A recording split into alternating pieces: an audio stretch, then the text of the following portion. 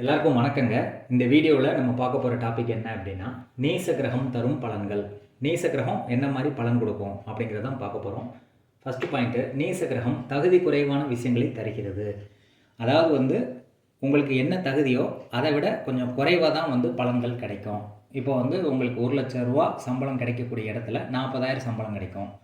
அதே மாதிரி உங்களுக்கு உழைப்புக்கேற்ற ஊதியத்தில் கொஞ்சம் கம்மியாக கிடைக்கும். நீங்கள் ரொம்ப உழைச்சாலும் அதுக்கேற்ற கிரெடிட் உங்களுக்கு கிடைக்காது, அங்கீகாரம் கிடைக்காது, கம்மியாக தான் கிடைக்கும் அப்படிங்கிற மாதிரி சொல்லலாம். அடுத்து பார்த்தீங்க அப்படின்னா, ரொம்ப வருஷமாக ப்ரொமோஷனை நோக்கி காத்திருக்கீங்க அப்படின்னா அந்த ப்ரொமோஷன் அவ்வளோ சீக்கிரமாக கிடைக்காது, கம்மியாக தான் கிடைக்கும். அந்த மாதிரி எந்த விஷயத்தினாலும் எந்த கிரகம் நீசமாக இருக்குதோ அந்த கிரகம் சம்மந்தப்பட்ட காரகத்துவத்தில் உங்களுக்கு தகுதி குறைவை ஏற்படுத்தும். நீங்கள் எதிர்பார்த்ததை விட பாதி தான் அதில் உங்களுக்கு வெற்றி கிடைக்கும் அப்படிங்கிற மாதிரி நம்ம சொல்லலாம். ரெண்டாவது ஒரு முனையில் யோகம் செய்தால் மறுமுனையில் பாதிப்பை செய்கிறது. அதாவது ஒரு கிரகம் இது நீசமாக இருக்குது அப்படின்னா ஒரு விஷயத்தை கொடுத்தா இன்னொரு விஷயத்தை கெடுக்கும். இப்போ இதை எப்படி சொல்லலாம் அப்படின்னா, ஒரு சுக்கிரன் நீசமாக இருக்குதுன்னு வச்சுக்கோங்களேன். அப்போ அது என்ன சொல்ல வருது அப்படின்னா, உங்களுக்கு வரக்கூடிய ஒய்ஃப் அழகாக இருந்தாங்க அப்படின்னா அவங்க வீட்டிலேருந்து எதுவுமே ஒரு நகையோ பணமோ எதுவும் கொடுக்க மாட்டாங்கன்னு வச்சுக்கலாம். அதே மாதிரி அவங்க சைட்லேருந்து சொத்து பத்து உங்களுக்கு கிடச்சிச்சின்னு வச்சுக்கோங்க. ஒய்ஃப் சைட்லேருந்து சொத்து பத்து கிடச்சிச்சின்னா அந்த பொண்ணு அழகாக இருக்காது. அப்படி ஒரு சைடில் கொடுத்தா இன்னொரு சைடில் கெடுக்கும். இது எப்படி சொல்லலாம் அப்படின்னா, 2 பேர் ஒரு பலகையில் உட்காந்துருக்காங்க. ஒருத்தர் எந்திரிச்சிட்டாருன்னா அந்த பலகை மேலே போயிடும், இன்னொரு சைடு கீழே போயிடும். இவர் எந்திரிச்சிட்டாருன்னா இந்த பலகை மேலே போயிடும், அந்த பலகை கீழே வந்துடும். அப்போ அது என்ன சொல்ல வருது அப்படின்னா, ஒன்று கொடுத்துட்டு இன்னொன்று கெடுக்கும். இப்போ ஒரு கிளாஸில் நம்பர் 1 மார்க் எடுக்கிறவனு எல்லாருக்குமே தெரியும், அதை உச்சம்னு சொல்கிறோம். கடைசி மார்க் எடுக்கிறவனே எல்லாருக்கும் தெரியும், அதை நீசம்னு சொல்கிறோம். ஆனால் நல்லா படிக்கிறவன் உச்சம்னு சொல்லக்கூடியவனுக்கு படிப்பு நல்லாயிருக்கும், விளையாட்டு வராது. நீசம்னு சொல்லக்கூடிய ஆளுக்கு விளையாட்டு வரும், படிப்பு வராது. அப்போது ஒரு விஷயத்தை கொடுத்து இன்னொரு சைடில் அது கெடுக்கும். அதுக்கு பேர் தான் நீசம் அப்படின்னு சொல்லி நீங்கள் புரிஞ்சுக்கோங்க. அப்போ எந்த கிரகம் நீசமாக இருக்குன்னு பாருங்கள். அப்போ ஒரு விஷயத்தை கொடுத்துட்டு இன்னொரு விஷயத்தை கெடுக்கும். பொருள் ரீதியாக கொடுத்தா உயிர் ரீதியாக கெடுக்கும், உயிர் ரீதியாக கொடுத்தா பொருள் ரீதியாக கெடுக்கும் அப்படிங்கிறதுல எந்த மாற்று கருத்துமே இல்லை. இப்போ உதாரணத்துக்கு சனி நீசமாக இருக்குதுன்னு வச்சுக்கோங்களேன். தொழிலில் முன்னேற்றம் இல்லாமல் இருந்தது அப்படின்னா உறவு முறை நல்லாயிருக்கும். அதை சனியினுடைய உறவு முறை சித்தப்பா, அவர் நல்லா இருந்தார் அப்படின்னா தொழில் பெரிய லெவலில் உங்களுக்கு ஏற்றம் கிடைக்காது. தொழிலில் ஏற்றம் கிடச்சிச்சின்னா சித்தப்பாவுடைய ஹெல்ப் உங்களுக்கு கிடைக்காது. அப்போ ஒரு விஷயத்தை தான் கொடுக்கும், இன்னொரு விஷயத்தில் பாதிப்பை கொடுக்கும். அந்த மாதிரி நீங்கள் புரிஞ்சுக்கோங்க. இப்போ புதன் நீசமாக இருக்குதுன்னு வச்சுக்கோங்களேன். உங்களுக்கு படிப்பை கொடுக்கும், ஆனால் படிப்புக்கேற்ற இதில் ஒரு பெரிய லெவலில் கிரெடிட் கிடைக்காது. அதே மாதிரி லவ் கொடுத்தா படிப்பை கொடுக்காது, படிப்பு கொடுத்தா லவ் இல்லாமல் போயிடும். அப்போது ஒரு விஷயத்தை கொடுத்து இன்னொரு விஷயத்தை கெடுக்கக்கூடிய வேலையை இந்த நீச கிரகம் செய்யும். அது எதை கொடுக்குது எதை கெடுக்குதுங்கிறது எதை பொறுத்து இருக்குன்னா, எதை நம்ம விரும்புகிறோமோ அதை கெடுக்கும். இப்போ ஃபார் எக்ஸாம்பிள் சுக்கிரன் நீசமாக இருக்குது, பொண்ணு அழகாக வேணும்னு நினச்சிங்க அப்படின்னா பொண்ணு அழகு இல்லாமல் பண்ணி அவங்க சொத்து உங்களுக்கு கிடைக்கும். அந்த பொண்ணுடைய சொத்து பத்து உங்களுக்கு கிடைக்கும். சொத்து பத்து நீங்கள் எதிர்பார்த்தீங்க அப்படின்னா சொத்து பத்து கிடைக்காம அந்த பொண்ணு அழகாக கிடைக்கும். அப்போ எது எதிர்பார்க்குறீங்களோ அதில் பாதிப்பை கொடுக்குது. அடுத்து, நேச கிரகம் வக்கரமானால் முன் வாழ்க்கை கஷ்டமும் பின் வாழ்க்கையில் யோகமும் அடையும். அதாவது ஒரு நீச கிரகம் வக்கரமாயிடுச்சுன்னு வச்சுக்கோங்களேன். வக்கரம் அப்படிங்கிறது இயற்கையிலே எதிர்மறையாக செயல்படக்கூடியது.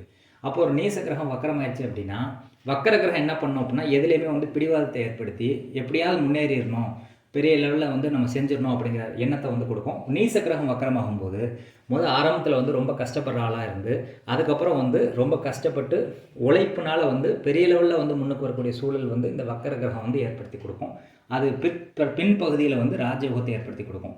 முற்பாதையில் வாழ்க்கையினோட முற்பாதையில் கஷ்டப்பட்டாலும் பிற்பாதையில் பெரிய யோகத்தை கொடுக்குது. நீச கிரகம் பரிவர்த்தனையானால் 31 வயது முதல் வாழ்க்கையில் பெரிய முன்னேற்றம். அதாவது பரிவர்த்தனை ஏற்கனவே சொல்லியிருக்கேன், கிரகங்கள் இடம் மாறுறதுக்கு பேர் தான் பரிவர்த்தனை. இதில் நல்ல பரிவர்த்தனை கெட்ட பரிவர்த்தனை இருக்குது. இப்போ நீசமான கிரகங்கள் பரிவர்த்தனை ஆகுதுன்னு வச்சுக்கோங்களேன். இப்போ உதாரணத்துக்கு செவ்வாயும் சந்திரனும் பரிவர்த்தனை ஆகுதுன்னு வச்சுக்கோங்களேன். செவ்வாய் கடகத்தில் இருக்குது, கடகத்தில் நீசம்.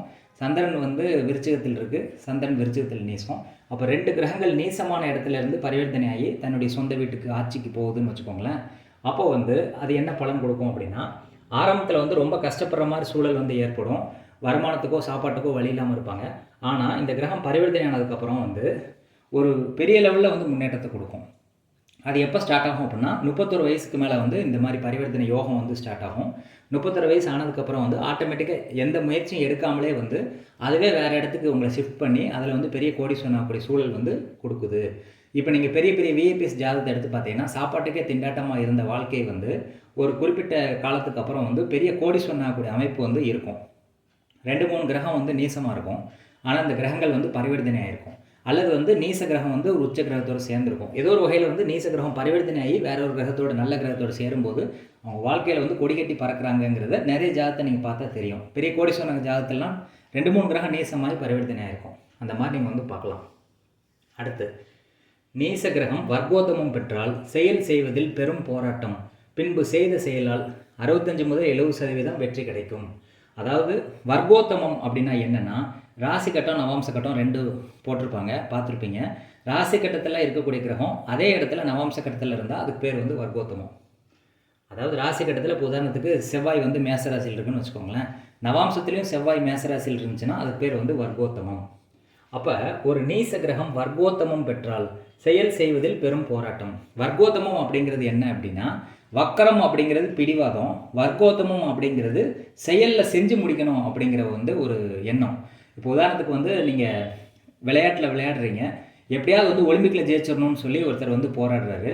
அதே மாதிரி ஐஏஎஸ் எக்ஸாம் எழுதுகிறாங்க, ஐஏஎஸ் கலெக்டர் ஆகிடணும்னு சொல்லி ஒருத்தங்க போராடுறாங்க. அதே மாதிரி வந்து பரீட்சையில் நம்பர் 1 மார்க் எடுக்கணும்னு சொல்லி ஒருத்தங்க வந்து பிடிவாதமாக இருந்து அதை முயற்சி பண்ணுறாங்க அப்படின்னா அவங்க ஜாதகத்தில் வர்க்கோத்தமம் ஆயிருக்கு கிரகம் அப்படின்னு சொல்லி அர்த்தம்.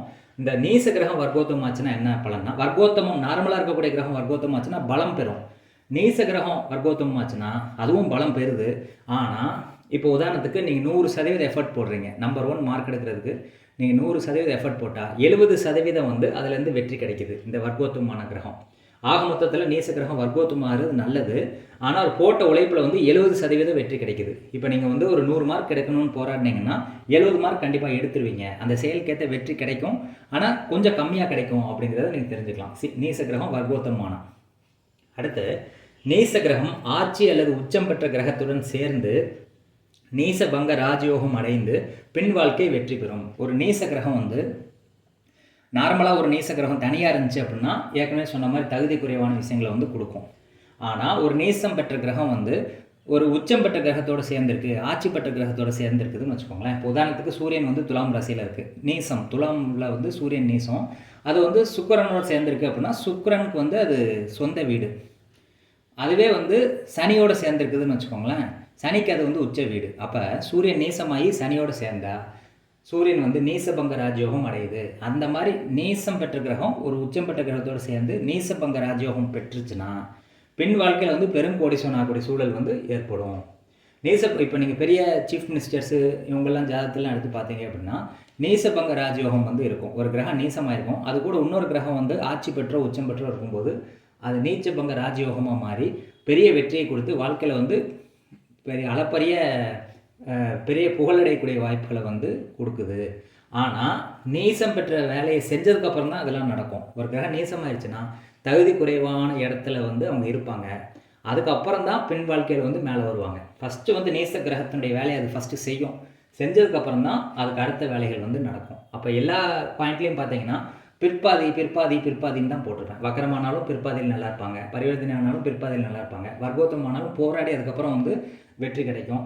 நீசம் பெற்ற கிரகம் உச்சம் பெற்ற கிரகத்தோடு சேர்ந்தாலும் அதுக்கு ஆரம்பத்தில் கஷ்டப்பட்டு அதுக்கப்புறம் பெரிய புகழையும் வருமானத்தையும் சம்பாதிக்கக்கூடிய அமைப்பு வந்து இது நீச கிரகங்கள் வந்து கொடுக்கும் அப்படிங்கிறதுல எந்த மாற்று கருத்தும் இல்லை.